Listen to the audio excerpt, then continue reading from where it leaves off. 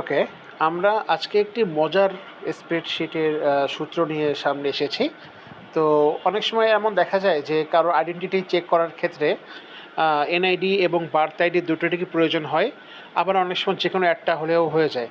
তো এরকম কোনো কন্ডিশনে যদি আমরা স্প্রেডশিট দিয়ে হচ্ছে কিনা একটা সূত্র তৈরি করতে চাই, তাহলে বিষয়টা এরকম হবে যে আমরা এনআইডি দিচ্ছি এবং এর স্ট্যাটাসকে হ্যাঁ এনআইডিটা আছে, এগুলো সিম্পল ডেটা এন্ট্রি।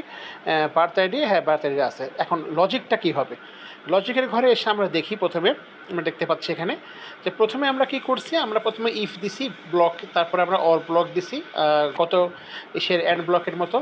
এবার আমরা দুইটাকে চেক দিব। প্রথমে আমরা কি করছি, আমরা B6, তার মানে হচ্ছে এই যে এনআইডির যে ঘরটা আছে, ডেটাটা ঘরটা, এটা আমরা ইজিক্যাল টু কোটেশন দিয়ে ইয়েস দিচ্ছি। তার মানে B6-এর ঘরে কিন্তু ইয়েস হতে হবে এবং B7-এর ঘরেও কিন্তু ইয়েস লেখা থাকতে হবে।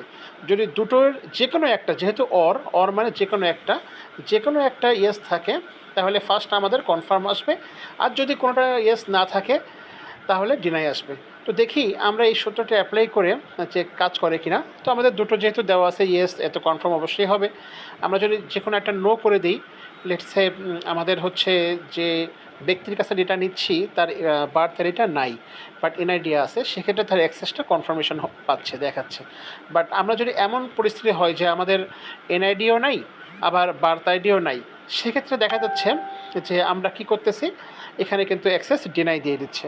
তো এভাবে করে আমরা অরের মাধ্যমে আমরা যে কোনো অ্যাক্সেসকে আমরা নিতে পারি। অথবা মূল কথা হচ্ছে এটা যে অরের মাধ্যমে কী হয়, দুটো কন্ডিশন বা তিনটে কন্ডিশন, যে কটা কন্ডিশন হোক না কেন, প্রত্যেকটা কন্ডিশনের হচ্ছে একটা, যে কোনো একটা চয়েস করলেই বা মিলে গেলেই সে হচ্ছে রেজাল্টটা দিয়ে দিবে ইফ ব্লকের মধ্যে।